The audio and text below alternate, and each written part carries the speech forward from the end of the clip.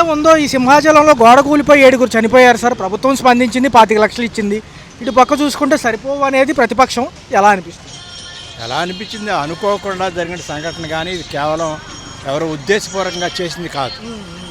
అయితే కట్టడంలో లోపం ఉందని చెప్పేసి చెప్తా ఉన్నారు. అది ఆ ప్రభుత్వం చేసిందా, ఈ ప్రభుత్వం చేసిందా, ఈ ప్రభుత్వం మీద ఆ ప్రభుత్వం ఈ ప్రభుత్వం నేరాలు నేపటం కాదు. అక్కడ జరిగిన వాస్తవ పరిస్థితులు ఏంటో తెలుసుకుని దీనికి ఒకవేళ నిజంగా ఎవరన్నా ఉద్దేశపూర్వకంగా బాధ్యులైతే వారిని శిక్షించాలి. అంతే తప్ప ఇది ఎవరో కావాలని కక్షతోటి వాళ్ళని చంపడానికి చేసిన ప్రయత్నం మట్టి కాదు. మోడీ గారి పర్యటన ఉండటం వల్ల ఎవరైతే ఉన్నారో ముఖ్యమంత్రి గారు ఉప ముఖ్యమంత్రి గారు రాలేపోయారు సార్. కసరత్తు ఉంది, రేపు ప్రోగ్రామ్ ఉంది కాబట్టి అమరావతి పునర్శంకుస్థాపనకి. సో అది కొద్దిగా అంశంగా చూస్తుంది ప్రతిపక్షం. ఎందుకు రాలేదంటున్నారు? ప్రతిపక్షం అంటే ప్రతిపక్షం చెప్పే దాంట్లో కొంత యథార్థం ఉన్నప్పటికీ కూడా ఈ పరిస్థితిని కూడా మనం అర్థం చేసుకోవాలి. అవతల భారతదేశ ప్రధాని గారు వస్తున్నారు, ఓ పక్కనేమో ఎండలు అధికంగా ఉన్నాయి, ఓ పక్కన అనేక కార్యక్రమాలు ఉన్నాయి. అయినప్పటికీ కూడా వాళ్ళు అక్కడి నుంచి సానుభూతి తెలియపరుచు కావాల్సినటువంటి ఏర్పాట్లు చేసి ఉన్నారు. కాబట్టి ఇది కేవలం వారిని నిందించడం అనేది సరైన పద్ధతి కాదు.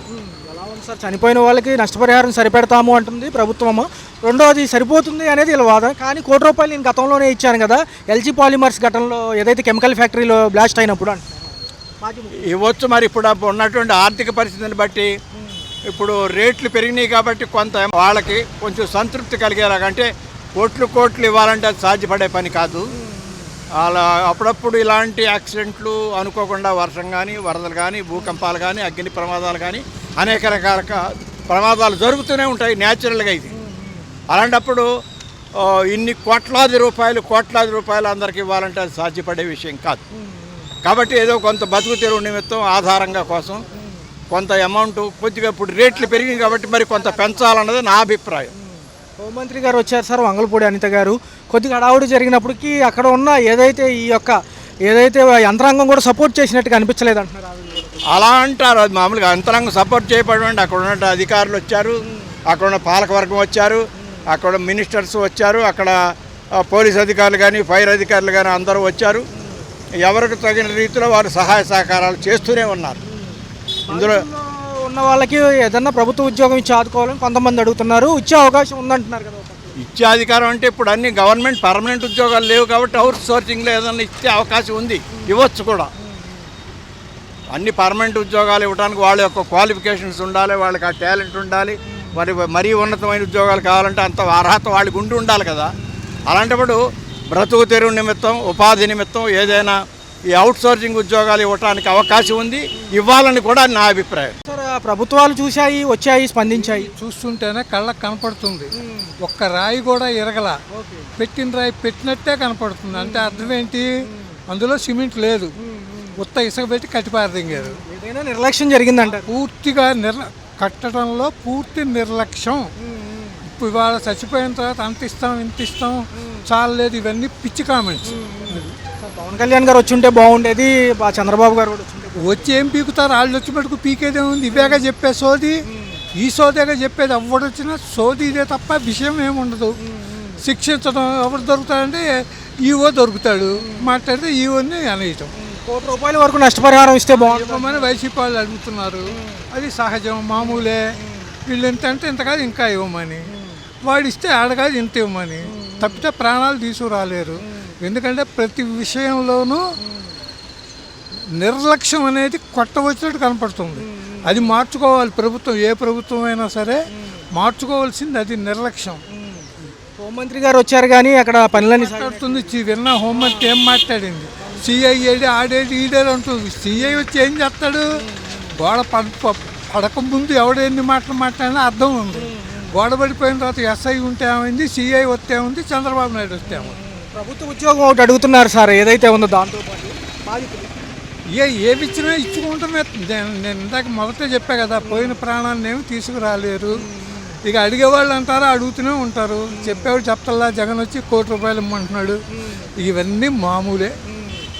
బాధితుల పరిస్థితి ఏంటంటారు సార్? ఇక కొత్త దంపతులు కూడా ఎవరో చనిపోయారు. ఒక ఫ్యామిలీ 4 పోయారు, ఒకే ఫ్యామిలీ. కొత్త దంపతులు దంపతులు కాదు, ఫ్యామిలీ పోయింది కదా. ఇవన్నీ మామూలే. మా ప్రభుత్వం ఇచ్చాక మిగతా 75 కూడా ఇప్పిస్తామంటున్నారు కదా. ప్రయత్నాలు చేయనివ్వండి. ఇప్పుడు ఈ డబ్బులు ఇచ్చే అలవాటు గత 50-60 ఏళ్ళ బట్టి అలవాటు చేశారు. చచ్చిపోతే డబ్బులు ఇవ్వడం ఏంటి అసలు కాన్సెప్టు? నోరు మూయించడం. అంతకుముందు అంటే లేబర్ వాళ్ళు ఎక్కువ తెస్తుంటే వాళ్ళకి డబ్బులు ఇచ్చినప్పుడు వాళ్ళు సరైన పోయేవాళ్ళు. ఇప్పుడు అదే ఫార్ములా అన్నిటికీ ఉపయోగిస్తున్నారు. ఏమైనా కొంచెం మరమ్మతు పనులు ఉంటే కొద్దిగా బోర్డులు అయి పెడితే బాగుండేది అంటున్నారు. ఇక అవన్నీ ఏవి ఉన్నా ఏవి లేకపోయినా జరిగిపోయింది కదా. జరిగిన తర్వాత మనం ఆలోచించాలి. జరగకముందు చాలా చేయాలి. అసలు లైన్ పట్టుకొచ్చి అక్కడ ఎందుకు పెడతాం? కొత్తగా కట్టిన గోడ అన్నది వాళ్ళకి తెలుసు కదా. 10 రోజులు అయింది గోడ కట్టని. అక్కడ క్యూ లైన్లు అసలు ఏర్పాటు చేయటమే తప్పు కదా.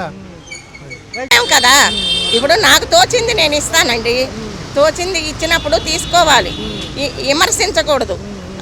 అది మేడం చూస్తే ఏదైతే 7 చనిపోయారు 25 లక్షల చొప్పున ప్యాకేజ్ ఇప్పించినప్పటికీ కూడా ఒకరికి ప్రభుత్వ ఉద్యోగం ఇవ్వాలంటున్నారు. అందులో రెండోది చూసుకుంటే 3 లక్షలు. మరీ అత్యాశకి పోకూడదండి. ఆ ఉద్యోగాలు లేక లేని వాళ్ళు ఏడుస్తున్నారు. మరీ అత్యాశకి ఇదిగా ఆసరాగా తీసుకొని మరి ఉత్సాహంగా ఉల్లాసంగా వెళ్ళిపోకూడదు. ఉద్యోగాలు కావాలి, అది కావాలి, ఇది కావాలి అని, అధికారం కావాలని అట్లా ఇచ్చేయకూడదు, బిహేవ్ చేయకూడదు. అది సంగతి. ₹1 నష్టపరిహారం గతంలో ఎల్జీ పాలిమర్స్ ఘటనలో ఏదైతే గత ప్రభుత్వం ఉన్నప్పుడు మేము ఇచ్చామని జగన్మోహన్ రెడ్డి గారు అక్కడ పరామర్శించిన తర్వాత చెప్పడం జరిగింది. అదేవిధంగా మా ప్రభుత్వాలు వచ్చాక మళ్ళీ మిగతాయి కూడా ఇస్తామంటున్నారు. రౌండ్ ఫిగర్ ₹1 అంటున్నారు. ముందు ఉన్నప్పుడు ఇవ్వలేదు, వచ్చాక మళ్ళీ ఇస్తారని ఎలా నమ్ముతున్నారు? నమ్మినోళ్ళు ఇక నట్టేట్లో మునిగినట్టే. అది చూసుకుంటే ఎలా ఉంది ఘటనకు సంబంధించి కొంతమంది పోస్ట్ మార్టం కూడా చేయనివ్వట్లేదు వాళ్ళ బంధువులు. ఏదైతే ఉందో నష్టపరిహారం మాకు అందిన తర్వాతే వాళ్ళ హామీలు నెరవేర్చిన తర్వాతే అంటున్నారు. ఎలా చూడాలి ఈ అంశాన్ని? ఎలా చూడాలంటే నష్టపరిహారం ఇస్తున్నారు కదా, బంధువులు అందరూ వస్తారండి, రాకుండా ఎలా ఉంటారు? పోస్ట్ మార్టం కూడా చేయకూడదంటే ఎలాగా? ఏదైతే ఉందో మోడీ గారి పర్యటన నిమిత్తం చంద్రబాబు గారు అక్కడికి హాజరవలేకపోయారు. ఏదైతే ఉందో నారా లోకేష్ గారు ఒక పక్క పవన్ కళ్యాణ్ గారు బయలుదేరినప్పటికీ కూడా ఏదైతే ఉందో మంత్రివర్గంలో చంద్రబాబు నాయుడు గారు బదులు పవన్ కళ్యాణ్ గారు, నారాయణ లోకేష్ గారు బయలుదేరి పరామర్శించబట్టే కదా ఇస్తుంది. అది అయితే ఏమంటున్నారంటే ప్రముఖ మంత్రి కొడుకు పెళ్లికైతే వెళ్ళారు, ఘటన జరిగిన తర్వాత మాకు రాలేదని చెప్పి వాళ్ళు అంటున్నారు. ఏమండి పెళ్ళిళ్ళు పేరెంటాలు ఇవన్నీ పెట్టుకోకూడదండి. గతం అన్నట్టు వదిలేసేయాలండి. ఇప్పుడు జరిగేది జరగబోయేది ఆలోచించాలి, చూసుకోవాలి. ఏదో తవ్వితే ఎలాగండి? పార్టీలోకి రాలేదు, ఓడిపోయారని ఏదో చెప్పేస్తే ఎలాగా? ఎందుకంటే 300 పెట్టి టికెట్ కొన్నారు వాళ్ళు. ఏదైతే ఉందో మరి గుడి నిర్ణయించిన రేట్లు కొన్నప్పుడు వాళ్ళే బాధ్యత వహించాలంటున్నారు. సరే జరిగిన గట్ట ఏదైనప్పటికీ ప్రకృతి విపత్తులు మన చేతిలో ఉండవు కాబట్టి ఎలా ఉంటే బాగుంటుంది? కొంచెం అప్రమత్తంగా ఉంటే బాగుంటుందా? ఈ నిర్మాణాలు కానీ మెయింటెనెన్స్ కానీ అప్రమత్తంగా ఉండాలండి, ఉండాలి. మన చేతుల్లో లేదు. దేవుడి దయ, మన ప్రాప్తం, మన అదృష్టం అనుకోవటమే. ఉన్నన్నాళ్ళు మనం బతికినన్నాళ్ళు మనం బతికాడు. అది మొన్న కరోనా వచ్చింది, మనం పోతామనుకున్నామా ఉంటామనుకున్నామా ఎవరికీ తెలియదు. అది దేవుడి నిర్ణయం, అంతేగాని ఎవరం ఏం చేయలేమండి. ఏదో అధికారం వీళ్ళ చేతుల్లోకి వచ్చిందని వాళ్ళ చేతుల్లోకి రాలేదని ఇష్టం వచ్చినట్టు మాట్లాడటం, హేళన చేయటం, ఎగతాళిగా మాట్లాడటం ఇవన్నీ ఉండకూడదండి. అది చాలా తప్పు. చేసే వాళ్ళని చేయనియ్యాలి. నిన్న ఘటన చాలా కలిచివేస్తుంది. దైవ దర్శనానికి వెళ్ళిన భక్తులకి కొంచెం ఇబ్బందికరమైన అంశమే అది. ఏదైతే ఉందో 7 చనిపోయారు. గోడకొలి సింహాద్రి అప్పన్న టెంపుల్ సింహాచలం. ఏమనిపిస్తుంది? ప్రకృతి వైపరీత్యాలు మన చేతిలో ఉన్నప్పటికీ ఆలయ మెయింటెనెన్స్లు త్వరితగతిన ముందే చేసుకుంటే బాగుండేది అనేది అక్కడ జనం యొక్క మాట. ఇప్పుడు అన్నీ చేసుకుంటూ వచ్చారు. మన సొంతగా ఇల్లు కట్టుకుండేదే వాళ్ళు సరిగ్గా కట్టకనో ఏదో కూలిపోతూ ఉంటుంది. అట్టని చెప్పి అపనం చేయటం బాగాలేదు కదా. ఇల్లు కూడా చూసుకోవాలి కదా. ఈ ప్రజలు కూడా ఇప్పుడు ఒక బిల్డింగ్ వెయిట్ ఒక 1000 మందికి ఉంటుంది, 2000 మందికి ఉండదు కదా.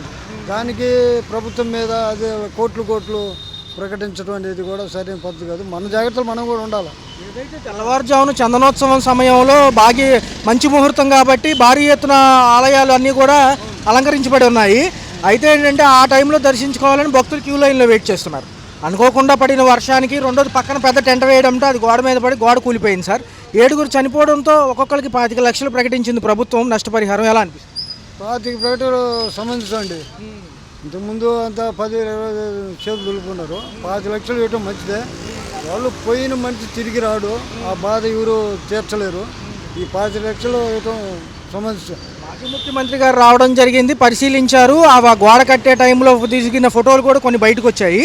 అయితే ఏమంటున్నారు అంటే 25 లక్షలు నష్టపరిహారం సరిపోదు, గతంలో మా ప్రభుత్వం ఉన్నప్పుడు ఎల్జీ పాలిమర్స్ కెమికల్ ఫ్యాక్టరీలో జరిగిన ఘటనకు ₹1 ఇచ్చాము, మీరు కూడా అలాగే ఇవ్వాలి. మా ప్రభుత్వం వచ్చిన ఎమ్మటనే ఈ 25 లక్షలకి మిగతా అమౌంట్ కలిపి రౌండ్ ఫిగర్గా 1 కోటి ఇచ్చేటట్టు చూస్తామంటున్నారు. కష్టం తెలియకుండా ఓవర్కి వచ్చేటప్పుడు 2 కోట్లు కూడా ఇవ్వచ్చు. అన్నీ చూసుకుంటే అన్ని సక్రమంగా అందరినీ సమన్యాయంగా చూసుకుంటూ రావాలంటే కోట్లు ఇవ్వాలంటే కూడా ప్రభుత్వానికి కూడా కష్టమే. అది ప్రజలు కూడా ఆలోచించాలి. చెప్పేదానికే ఉందండి, 5 కోట్లు కూడా చెప్పొచ్చు, ఇచ్చేటప్పుడు కూడా తెలిసేది. మొన్న ఒక మంత్రి వచ్చారంటే విజయవాడ, నేను ₹1 ఇస్తానండి, ఇంతవరకు ఇచ్చిందిలే, సింగనగర్ మునిగిపోతే. ఇక్కడ ఇస్తారంటే ప్రజలు ఇప్పుడు అందరూ తెలుసుకుంటున్నారండి. మంత్రివర్గానికి సంబంధించి చాలా మంత్రులు కూడా ప్రభుత్వ ఉద్యోగం కూడా కల్పించే అవకాశం ఉందంటున్నారు. మరి చనిపోయిన బాధితుల్లో ఒకరికి గవర్నమెంట్ ఉద్యోగం ఇవ్వాలంటున్నారు. అది సమస్య. ఇస్తారు కూడా, వాళ్ళు ఆడిమాట తప్పరు, అన్నీ సక్రమంగా చూసుకుంటూ పోతున్నారు. ఎక్కడ ఇలాంటి విపరీత ఏదో ప్రకృతి వైపరీతం ఎవరు బాధ్యులు కాదు. దానికి మూల్యం అనేది సమ పద్ధతిలో ప్రభుత్వం ప్రకటిస్తుంది. ఇంత పెద్ద ఘటన జరిగితే ముఖ్యమంత్రి గారు, డిప్యూటీ సీఎం రాలేదు, హోంమంత్రి గారు ఏదో హడావుడిగా వచ్చి వెళ్ళిపోయారంటున్నారు. మోడీ పర్యటన ఉండటం వల్ల కొంచెం దాని మీద ఫోకస్ చేశారు మంత్రులు. సార్ ఘటన జరగద్దని ఆయనకి తెలియదు, ఎవరికీ తెలియదు. అటు చూసే వివాహం, ఇటు చూసే దేని ఒక్కదానికి రెండింటికి రాలేరు కదా. ఇది జరిగించారు అనే మాటలే, కానీ ఇట్లా జరగద్దని తెలిస్తే అసలు ఎవరిని ప్రజలను బాగుని కూడా కాపాడగలరు. దీనికి రాలేదు, దానికి రాలేదు, సరైన పద్ధతి కాదు. పార్టీలో మాజీ సంబంధించిన మంత్రులు కానీ పక్క రాష్ట్ర మంత్రులు కూడా ప్రధాన నాయకుడు కుమారుడు పెళ్లికి వెళ్ళినట్టుగా వీడియోలు బయటకు వచ్చాయి. నారా లోకేష్ గారు రేవంత్ రెడ్డి గారితో కలిసి ఒక పక్క డిప్యూటీ సీఎం పవన్ కళ్యాణ్ గారు ఏదైతే ఉందో టీడీపీ పార్టీ మంత్రివర్గంలో ఉన్న మంత్రి ఆయన కుమారుడు పెళ్లికి వెళ్ళారు. అంత పెద్ద ఘటన చెడితే అటు వెళ్ళారు, ఇటు రాలేదు, కంకిపాడులో అంటారు. వీళ్ళకేమో తెలిసిపోతే విమర్శించాలి. వీళ్ళకి తెలియదు కదా జరిగేది. ఇది ప్రకృతి పరిస్థితి ఎవరికి తెలియదు. వివాహం అనేది లైఫ్లో ఒకసారి జరిగేది. ఆ వివాహం గౌరవప్రదంగా వెళ్ళారే కానీ ఇట్లా జరుగుతుంది తప్పించుకొని పోదాం వాళ్ళు పోలా. ఏది కూడా మనం ఆలోచించి ఏది మాట్లాడినా కూడా అన్ని డైవర్షన్స్ చేస్తున్నారు చంద్రబాబు గారు. ఫస్ట్ ఈ ఘటన గురించి వివరాలు తెలియక ముందు పాత ప్రభుత్వం హయాంలో జరిగినట్టుగా లేకపోతే అప్పుడే నిర్మాణానికి గురైనట్టుగా చెప్పారంటున్నారు. ఎమ్మటనే మళ్ళీ ఇప్పుడు వారం క్రితమే కట్టారనగానే మాట మార్చారంటున్నారు. అదేం డైవర్స్ అంటూ ఏం లేదు, చెప్పిన అన్నీ చేసుకుంటూ వస్తున్నారు. ప్రజల్లో కూడా ఉంది ఈ విషయము, ప్రజలు కూడా అన్నీ తెలుసు. ఎవరు మంచి చేసి వాళ్ళే వస్తారు, కానీ ఇది డైవర్షన్లో పోవటం అనేది ఆయన మాటల్లో లేదు, చేతల్లో డైవర్షన్ అనేది లేదు, డైరెక్టే మొత్తం. హలో, తెలుగు రాజ్యం ఛానల్ చూస్తున్నారా? సామాజిక రాజకీయ జీవన చిత్రణే తెలుగు రాజ్యం. అతిశయోక్తులు అసత్యాలు ఉండవు. రాజకీయ కోణం కాదు, ప్రజా కోణమే కొలబద్ద. తెలుగు రాజ్యం వీక్షణ మీ ఉత్తమ అభిరుచికి నిదర్శనం.